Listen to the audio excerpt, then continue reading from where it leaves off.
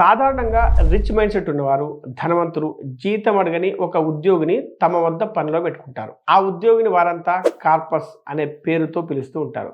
Corpus అంటే కష్టపడి ఆదా చేసి సరైన చోట పెట్టుబడిగా పెట్టగా వచ్చిన మొత్తం డబ్బు అని అర్థం. దీన్నే మరో విధంగా నెస్ట్ ఎగ్ అని కూడా అంటారు. అయితే ఈ కార్పస్ని మీరు ఒక్కసారి సృష్టించుకోగలిగితే చాలు, అది మీకోసం రాత్రింబవళ్ళు పనిచేస్తూనే ఉంటుంది.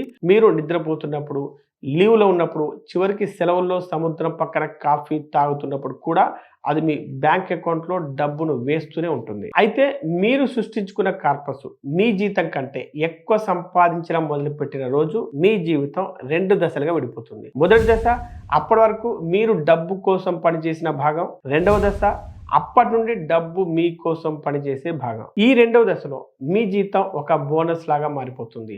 అలాగే మీ ఉద్యోగం అనేది రిటైర్మెంట్ ఫండ్ లాగా కాకుండా అది కేవలం ఒక ఆప్షన్ లాగా మాత్రమే మిగులుతుంది. అప్పటి నుండి మీకు ఇష్టం లేని బాస్ను, ఇష్టం లేని జాబ్ను, ఇష్టం లేని సిటీని వదులుకునే ధైర్యం వస్తుంది. ఎందుకంటే ఇక నుండి మీ కార్పస్ మీకు వెన్నుదన్నుగా నిలబడుతుంది కాబట్టి. ఇంకా సులభంగా చెప్పాలంటే మీ డబ్బు మీకోసం బానిసలాగా పనిచేస్తుంది. కాబట్టి ఇక మీదట మీ లక్ష్యం ఒక్కటే అవ్వాలి. అదేంటంటే మీకంటూ ఒక కార్పస్ సృష్టించుకోవడం, దాన్ని రక్షించుకోవడం, అలాగే దాన్ని మరింత బలోపేతం చేసుకోవడం. ఈ విధంగా ఒక్కసారి మీ కార్పస్ మీ జీతం కంటే ఎక్కువ సంపాదిస్తే మీరికపై డబ్బు కోసం పనిచేయాల్సిన అవసరం ఉండదు. ఒకవేళ మీరు పనిచేయాలనుకుంటే మీకు ఇష్టం ఉన్న పనిని హ్యాపీగా చేసుకోవచ్చు. దీన్నే నిజమైన స్వేచ్ఛ అంటారు.